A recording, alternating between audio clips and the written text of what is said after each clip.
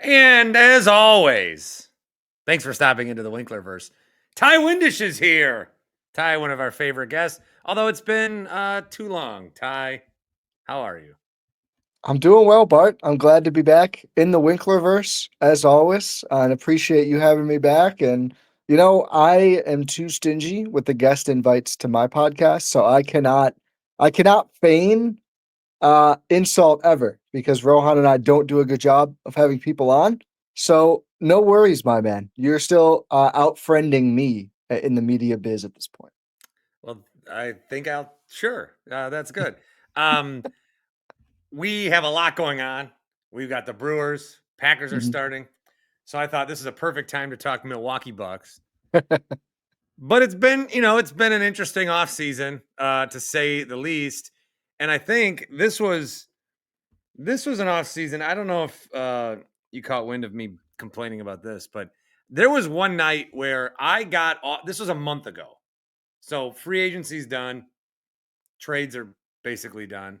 And last year we saw that Knicks Wolves trade right before the season or camp. But I started I get off the air at 1 a.m. on a Friday. And I'm like, thank God. It's the weekend. I always try to cram whatever weekend I can from Friday 1 a.m. to Saturday. I'm just like, come on. Yeah. Because so I'm like, when you start a weekend, it's as optimistic as you ever are in life. The weekend, you could have no plans, you could have terrible plans, but to start a weekend, I'm leaving the building. I get a phone call on my personal phone from some guy in Maryland. Says, hey, it's going down tomorrow. Giannis to the Knicks. I did see you talk about this. Take the over. So you're not calling me for. Then I'm driving home. I'm so pissed. I'm so pissed. They're not even out yet by that point, right? I have no I don't idea. think over-unders are out in mid-July. I don't think they're even all out fully now. That's the funniest. Like, why is that the emphasis? I sit down at my computer when I get home, probably to gamble or some shit. Yeah, take the over on the Knicks.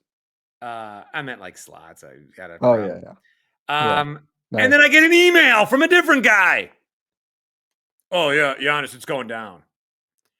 It doesn't go down. So I peppered these guys for 2 weeks after. Like, where is it? What's going on? Where is it? But that has been an unfortunate this so the whole Giannis thing. Let me just Yeah, yeah. it does not take away from the fact that Giannis has been here and he's great and everything. But it is like a terrible side plot that we've had to go through all this the entire time. If there's ever been a time where it's like, oh, the Bucks might move on, this is the time. And I think that, they're not trading him. A trade would No. be insane at Yeah. this point. And so I don't think that you can ever do it again. But then specifically, one guy has been on ESPN every week trying to reignite the story. And I don't get what's going on. And I just feel like there has to be some measure of accountability from people, but there's not going to be. There's not going to be. And I don't know that he ends his career in Milwaukee. I don't know that in a couple of years he might go play somewhere else. Then all these people that have been saying for 12 years, like, see, we're right. No, you're not right. And I know this is the worst example ever, but it's the one I always bring up. I see him at swimming every 2 weeks. His kids swim where my kid swims for lessons. Yep. And do you know how completely I've talked to him in media life, and even I don't think you don't remember me from nobody, but I've only said one thing to him one time after seeing him 10 different times. It was the day after they won the NBA Cup. He was already back. Oh wow. I said, congrats on the cup. And he's like, hey. Nice. And he's like, thanks. But he is completely unbothered. Yep. Everyone's like on their phone, like, Giannis is here, dude. But he's so unbothered. I don't know why he would ever, especially with having 4 kids now. I don't know why we'd ever Yeah. want to give that up. So it's just a long-winded way of saying this is just exhausting, Ty. Yeah, and to your point about accountability, I don't know if you've noticed the certain individual on the certain what do they call it, worldwide leader of sports has not said Giannis is going to leave. Has said for the first time, which struck me as odd because you can go back every year or two and there's a very similar story. But for the first time, he's really thinking about doing it, which is like, okay, it kind of sounds like when you want to punish your kids, but you're not really gonna, oh, we're really gonna have no TV this time, and there's always TV. But that's always been the report. Like he's really looking at the worst one was draft day. The Bucks are coming up 40. Oh my god, no, I'm a bad pot 47, I think, pick 47. And which if Bubble you're Markovich. unfamiliar, Boglia Markovich, which if you're unfamiliar, a pick in the 40s or later in the NBA draft is I don't know. Like if you the odds of bowling a perfect game in bowling, right, is like the odds of that being a good NBA player for any team, not just for the Bucks. And on the worldwide leader, it's like Giannis is very carefully looking at this pick and it's factoring into his decision. Like, really? Bolio Markovich versus Tyrese Proctor is like the next day he's gonna make the call and be like, I'm going out now. I don't like Boglio. I should have been Tyrese Proctor, a different guy who's never gonna play for the team because we're 11 players deep already. Like it's almost parody at that point. I've learned like it's gonna come from Giannis. I think that's some of the animus toward him from some of like the news breaking thing is the last two Giannis roster moves are both extensions in Milwaukee, and the person who broke both of those stories was Giannis Antetokounmpo just tweeting it out. And I think that kind of bothers the ecosystem where it's like, the agent favors and the reporting and the analysis included in the reports of like, oh, this player who accomplished all this and he's getting salary dumped, but it's currency. It's all swapped around. Giannis doesn't participate, and I really think that ruffles some feathers in that world. So I think if he goes, he'll probably just let us know. I don't know. Maybe not. Maybe it'll be different in that sense. I don't think it's going to be like we keep hearing like, oh, maybe it'll be mid-season. I don't think players of his caliber move mid-season. I don't even think it would be now. I think if he goes, it would be a lot more orchestrated than what people are saying. But I just don't think he's going to, frankly. Like I think he thinks about it. Of course, there's better teams you could go to right now. I think he loves Milwaukee. I think he really likes the Bucks org. I think Jon Horst got extended because Jon Horst and him have a great relationship. And because Jon Horst is like fanatical to the point of a lot of people think it's stupid to do what they do.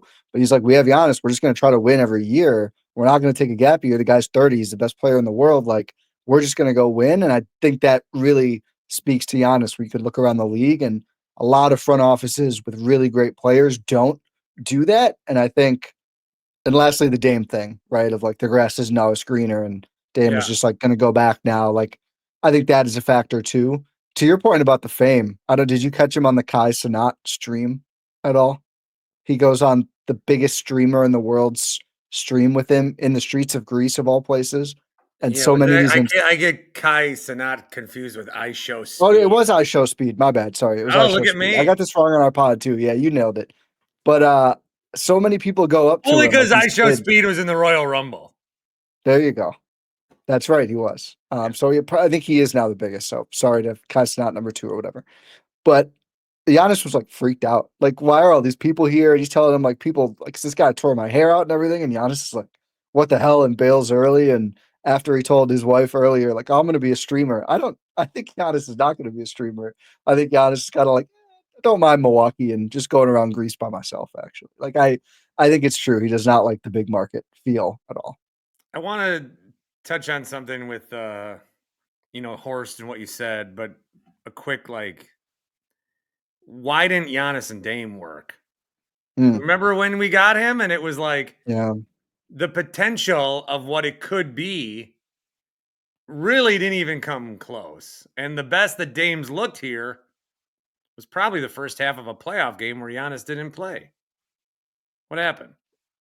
Two super high usage guys that I think they never fully got on the same page of how to play. I think it's very easy to say, okay, Giannis is the big, Dame is the guard. Giannis should screen and roll for Dame. Giannis is not DeAndre Jordan. And I don't think Giannis ever has said, I want to screen and roll 40 times a game. I think he does it. It's the right play to do from time to time. I don't think he has ever signed up for like, hey, I'm going to be the guy who sets the screen and rolls hard to the rim. He wants to have the ball in his hands. He blatantly said that after the last series ended of like, they basically asked him, what did you think about becoming the point guard with Dame out? He's like, I see this as the next step in my career. Like he wants to be Jokic. He doesn't want to be, a pick and roll man.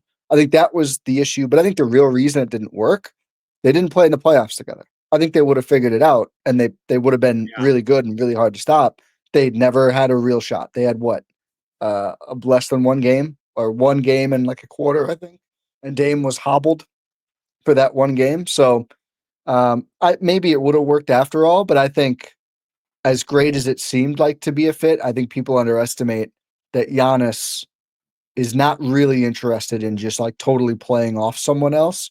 And Dame isn't really equipped to. And I mean, he can space the floor. I think he's better shooting pull up than he is off the catch. Like he doesn't want to be Klay Thompson either. So I think they just had some difficulty. They tried. I mean, I'm not saying that like I don't think it was terrible. I think they won games. They would have been, I think, a good playoff team. But the real answer is injuries. But I do think the chemistry on who's going to do what on the floor never fully clicked either.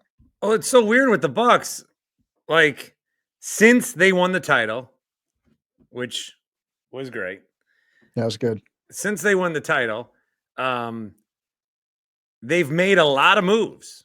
They traded Drew. They traded Chris. They fired Bud and then fired Griffin and then hired Doc and then traded for Dame and then stretched Dame and got Myles Turner.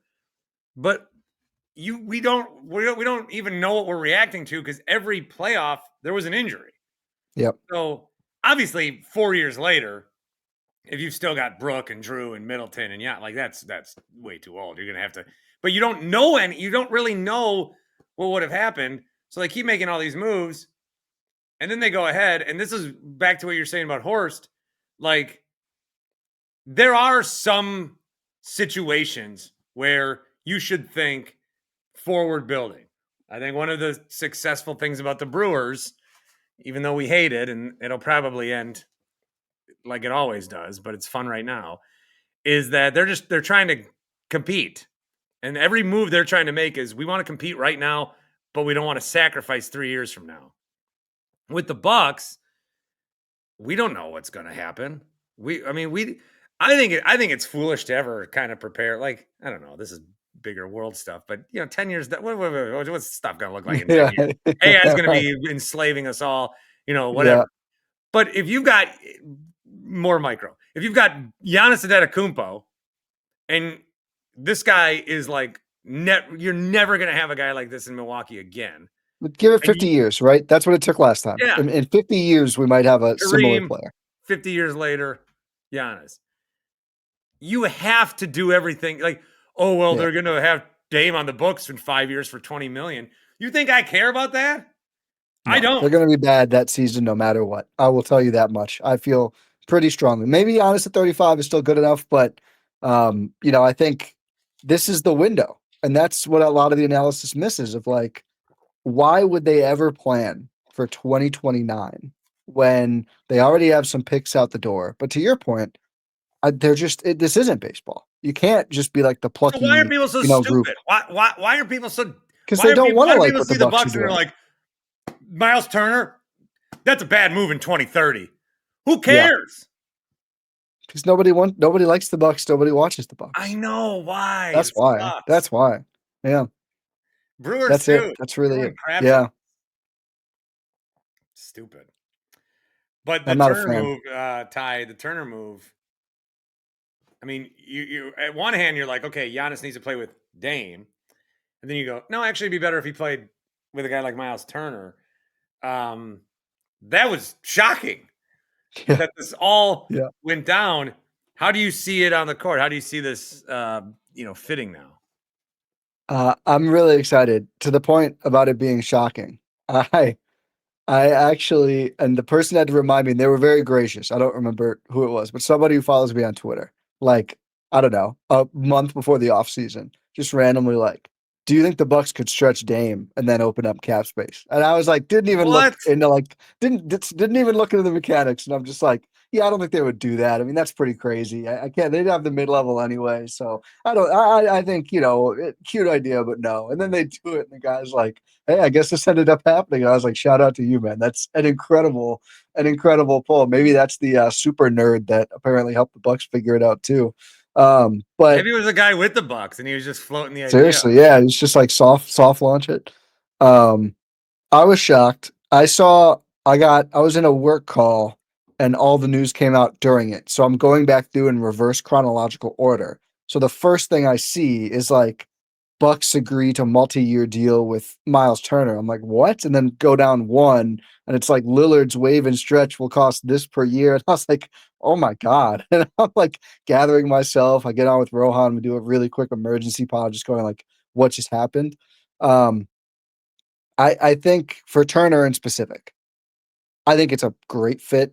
I think even if he is comparable or slightly worse than Lopez at the rim defensively, and I do think to the message of no one watches the Bucks, even just at rim, Lopez had declined. I think the foot speed dropping, he was able to get over and protect the rim a little later, and I think success rate had started to creep up even when he was in drop of opponents at the rim against him. Still very good there, but not the same player.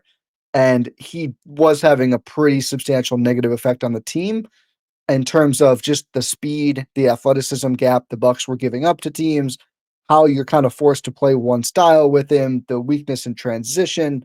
Offensively, teams just always welcomed him to shoot, and the Bucks didn't do much besides just let him bomb those long threes. And most of the nights when he's like 1 for 4, that was very difficult for them, I think, offensively. I think Turner being able to do most of the same things, protect the rim, bomb the threes, those things are important. Those you kind of need those to be starting center next to Giannis. But then also giving you just the athleticism. He's a capable mid-range shooter, so that kind of opens up some. He can maybe pop or roll with Giannis and into some different areas. And I think Brook can comfortably. Brook not really a pull-up mid-range shooter. Turner can do that. Obviously, he's going to be able to just get to the rim more because he is just much more athletic. There's the great clip from the finals where he gets out to the perimeter, blocks Chet Holmgren, sticks with him on a drive, and then blocks him again. I'm not trying to throw mud on an all-time great Buck who I said his number should be retired, but obviously Lopez wasn't going to be able to do that. It's certainly not at age 38.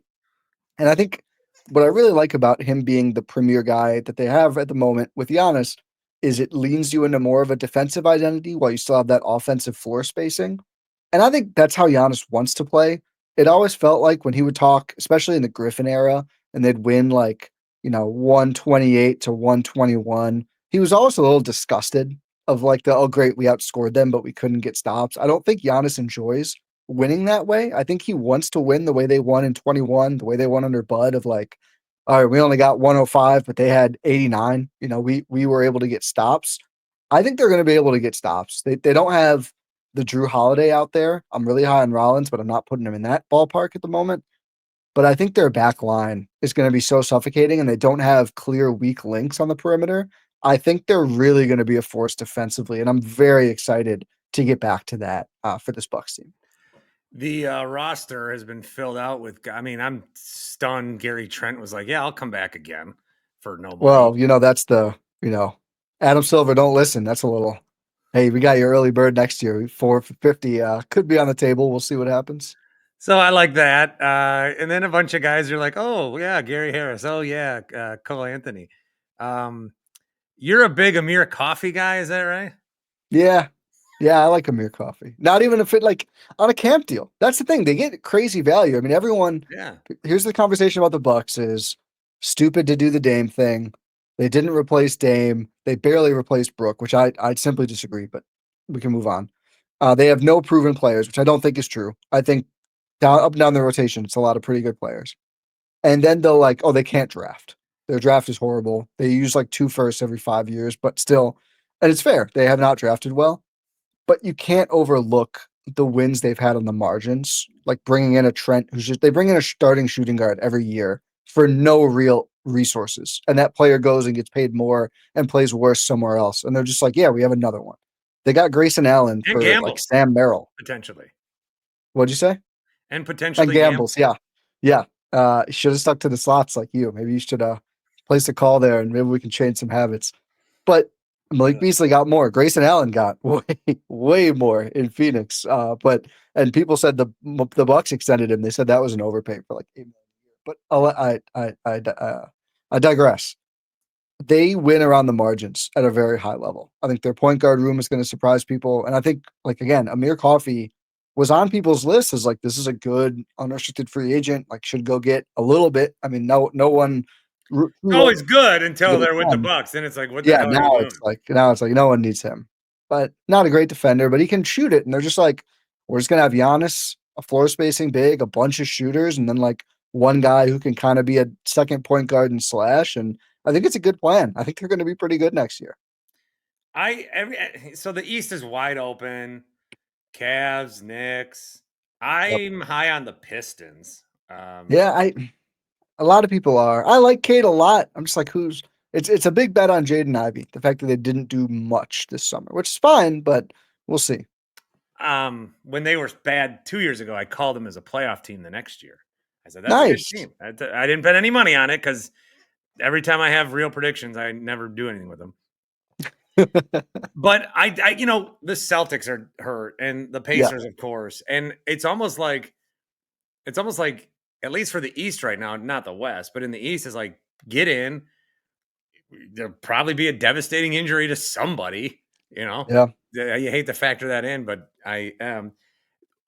any level of like optimism for me, then I remember we have Kyle Kuzma, and I'm like, oh man, Yeah. can he like not be bad?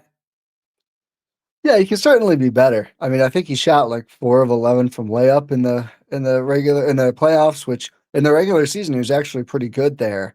I think he'll look better than he looked in the playoffs, which is what sticks out, and that's the most important. So it does obviously matter. I think he'll look better than that this regular season. My big question there is what's the role going to be, and who is he playing with? I wouldn't start him. I think that's a mistake. I would try and stagger him with Giannis as much as possible because he's really you look up and down like the top 11 or 12 guys outside of Jericho Sims, who I don't expect to play a large role. He's the only one where you're like, oh, not really a shooter or doesn't really make sense with Giannis. Cole Anthony, not great, but a slashing point guard, not as tough of a fit, I think. Kuzma's the one who's probably the worst fit with Giannis. Hopefully he can just give you, some slashing, some perimeter defense, which there were moments like I'm not trying to sound like number one Kuzma fan, but he had like a really nice game against the Lakers defending Luka last season. Like there were some moments where he was legitimately helpful. Would it be great if he could get that 3-point shot ironed out? Yes, I'm just not gonna, hope for too many things at once here. But some of my Bucks optimism centers on this is a aggressive front office, and that's a very useful salary. And they have a pick and a swap in the future they could trade. And I never truly think they're done. And I think everyone talks about next summer they'd have 2 firsts and a swap and Kuzma expiring then. And that does make sense. I think they're going to look around. I think they're looking around now. You hear them kind of buzz in some of these restricted free agent conversations. I think they'll look around at the deadline too. A team I keep circling. Toronto is over the tax right now. Probably not going to be that good. And if they swapped out RJ Barrett for Kyle Kuzma, suddenly they're under the tax. Just little things like that. I'm just looking at. And I think from the Bucks perspective, I feel a lot better about the team with Barrett at the 3 and Kuzma not on the team than I would currently. So, what do you think goes down? I saw you got bold with a prediction on Hardwood Knocks. Mm, How bold are we talking? pretty bold. I think I said they'd be a. Did I say top? I think I said top 5 defense and top 10 offense, putting them Which probably around 7th in the NBA in net rating. So we're thinking top 4 in the East again? I'm thinking top 4 in the East. Yeah, I pegged them as 4. I feel pretty good about Cleveland Knicks. There's a lot of talent there. Playoff questions, but a lot of talent. And then I think probably like one of Orlando, Detroit, maybe Atlanta, but probably one of the first 2. I could see probably Orlando. I think they have a pretty good some shooting concerns, but they have a pretty good thing there. And then it's kind of those 4 teams in that next group. I think the Bucks could be in the top half of that group. Home court in the first round. And then again, like just get to the playoffs if they can be healthy. Yeah, Well, they're more inside than ever. It's like keep Giannis upright. Everybody else is kind of and Turner would be obviously good, but everyone else is kind of replaceable. Like we have a lot of shooting wings. We have a lot like 3 different point guards. Like it's the one guy. You got to get Giannis there, and then there's a lot of pieces around him that make sense. Well, it's such a battle of attrition. Yeah, Like what happened in the last playoffs, we thought it would be Cavs and Celtics. Cavs. So the Pacers come in and play this style where it's just like we're going for 48 minutes, and we like Donovan Mitchell and the Cavs. They were wiped by game 4 yeah. already. But then they got hurt, and the Celtics got hurt, and it's just like this is as much of a just get in and see what happens here as any. So I am glad that they're not just like, oh, we'll miss, and Giannis can win an MVP or whatever. Yeah. I mean, the gap year strategy totally made sense, but Horst is like, no, I'm not just going to waste Oh, a year of Giannis. And I think you gotta like whether it is proven right or wrong. This guy, the entire time he's been here, has done everything he can to give them a better shot, at least on paper. yeah. Um, and the thing That's about the Dame trade is we all know it didn't work out, but everyone says, well, if you had to do it over, of course you do it. Like even knowing it's not going to work out, you have to well, do it. yeah. The potential, even the potential. So I just get in, man. It's been very rare that when Horst does a move, I'm like, oh, that sucks. So I find it hard to be like, we should get rid of him. If in the moment, most of the stuff he does, I'm like, yeah, I like the idea of that. Like, yeah, go and get Dame. It worked about as poorly as possible, especially with the injury at the end, where even if it didn't work, I believe the reporting that like both sides were kind of like, it doesn't go well this year. Maybe we find him a new home. Maybe we do something there. There would have been a lot more value for the Bucks and trading him and not having to waive and stretch him, obviously. So like really went about as poorly as it could have gone. And they're just like, yeah, let's reload it and try again. Um yeah, and I think the gap year thing, I think it's a hard sell to Giannis. And even if he was in, he was like, yeah, I get it. Like I'm realistic. And I don't think he would have liked it at all. But even if he was, like, I won't ask out. Let's reload for next year, whatever. I just think about the Sixers a lot, and they did a gap year in Embiid's prime, and now we don't know if Embiid will ever have a prime again. I think he was kind of hurt for their gap year too, but going in, they were like, we're going to open up the cap space, whatever else. Like, we're going to wait on everything. We don't know if we're going to get another great Joel Embiid year. Obviously, God forbid anything happens to Giannis, knock on wood, everything else. But a guy who's 30 at that size, all those miles, how hard he plays, I wouldn't want to be like, yeah, we're just not going to compete this year, and might be one of his last great years. Yeah. So I like the idea of like like you're saying, let's get in, let's see what happens. Everyone liked OKC, but nobody thought Indiana was going to go to the finals, and they were in Game 7. I mean, if there's not another freak injury, or if it happens on the other side, they might be champions. It does feel like a time when you can just be like, we have players who can play a nice modern style. We have a guy who clearly is going to be the best guy in almost any possible playoff series we're in. Let's just go and see what happens and not punt it here. Ty Windish, Gyro Step podcast. You've been, like we all have, wrapped up with the Brewers. I Mm. just saw this from 670 The Score, my friends in Chicago. Oh, As Chicago is upset, Chicago can say whatever they want, but they are obsessed with Milwaukee and Wisconsin. They yes. talk about us almost more than we do. They interviewed Pat Murphy today, and Pat Murphy said when Counsell left to go to the Cubs, he thought they said, "Did you think you would join him?" He said, "Heck yeah, Counsell and I talked about it. I got involved in that. I had no idea the Brewers wanted me." I think like, and maybe this can apply to the Bucks or whatever, but my big takeaway on the Brewers is like you play like your coach's personality. Mm. And Craig Counsell, down 3-0, is sitting there going, what do I do? Grass is not greener situation. And Murphy Yeah. down 3-0, he's like, "Ugh, someone go get some hits." The way Yeah.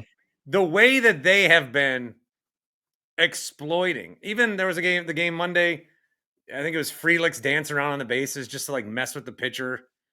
And Yep. Durbin's trying to run on a pass ball that was they're just doing they're just like people are mad at them they're not cheating. They're playing baseball. They're trying to find every edge. Yeah. And like this whole Michigan college scandal. Is this cheating? I don't know. Did they go say, hey, you go scout this other team and let it? They're finding edges. I think I'm very gray on cheating. I'm very, very gray. Very gray on what's finding an edge. Yeah. Oh, I can get access into the building and watch the Rams practice before the Super Bowl? Why wouldn't I do that? Right. We're not all like, oh, I found the other team's playbook in the garbage. I better go. I'm looking at that thing. I'm not breaking in and stealing it. So Yeah. anyway, I don't think the Brewers are anywhere near that. They're just playing good No, baseball. no. Yeah. This has been for a guy like me who has been convinced that the Brewers will never win a World Series. It's just not going to happen. I'm as into it as ever. My kid just turned 6 and he's into it. I think that's a big part of it. Oh, perfect timing. Perfect timing. I'm like, kid, I had to wait 41 years for a season like this. This is just like the first season you're gonna ever remember. Oh man. Yeah, that's tough going forward, but hopefully. And I hate being an enjoy the ride guy, Ty. You got to. But man, You I'm have to, enjoying man. this ride. I really want to see him hit 100, and obviously they're on pace to. But that to me is like the first thing. I'm not even thinking playoffs right now, just because it always felt pretty unreachable to me. Like you see the teams that win 100, and I feel like it's always like you think of like the Yankees with like 5 guys who make as much as the Brewers' whole roster, and these amazing teams and these legendary pitchers and stuff.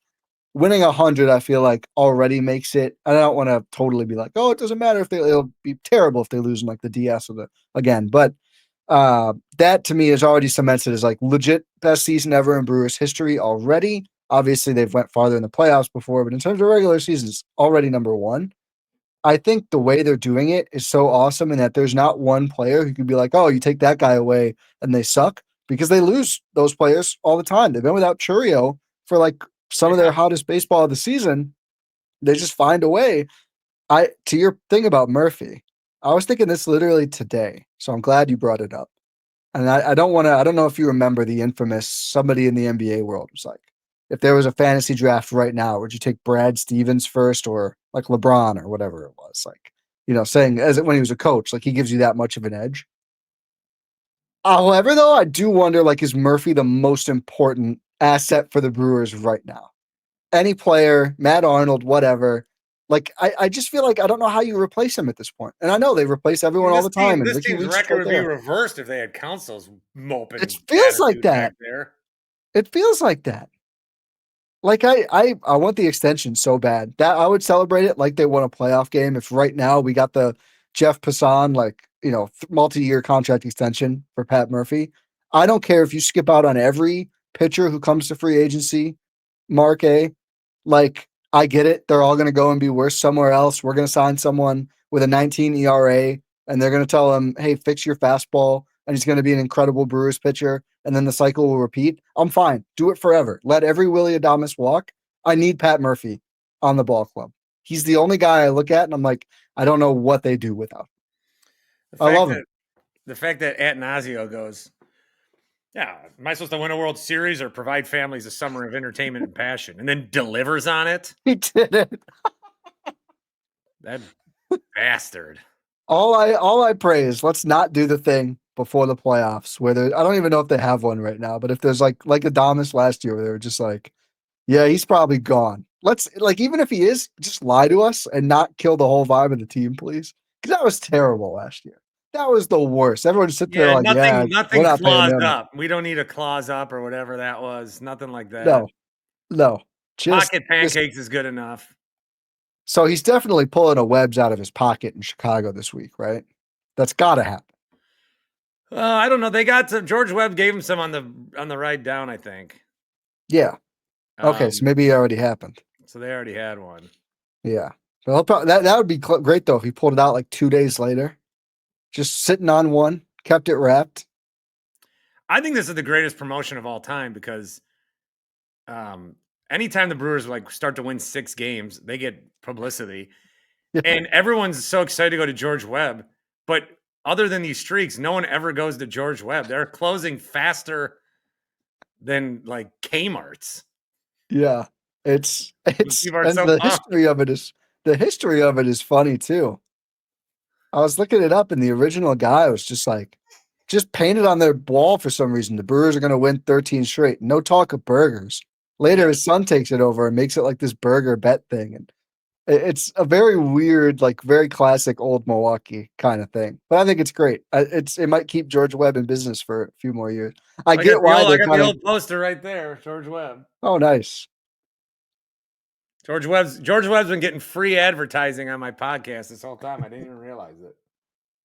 Well, I was gonna say you should see if we can get that paid, but if they have to give out any more than one free burgers every 30 years, it might get tough for them. So I think they're a little worried about how good the Brewers look lately. Yeah, they might, because they were so close to a streak and then they failed and then they just was like, all right, 2 weeks later we'll do it. Just run it back. Unreal. Ty, always a pleasure. Thanks for coming back on and back into, Yeah. you know, The Winklerverse. the Winklerverse. I love it. Thanks for having me, man. Ty Windish. And thank you all for stopping into. I gotta end it like that. The Winklerverse.